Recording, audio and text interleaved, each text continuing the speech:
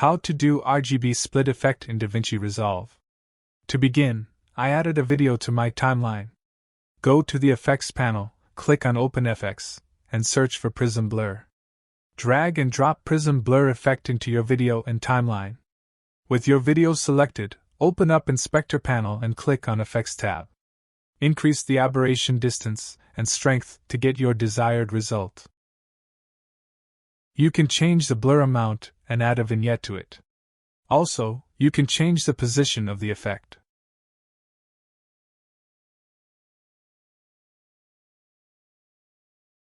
We also can apply Prism Blur effect only to some parts of the video, and not the entire video. Go to the Color page and open up Effects panel. Search for Prism Blur and drag it into the node. Change effect properties based on your needs. Now from Window tab, click on the circle and adjust the position and size of the mask to where you want the effect to appear. Drag the bottom corner to increase the softness of the mask. And now the effect is only applied to the selected part of the video. Anyway guys, thanks for watching and I hope you found this useful.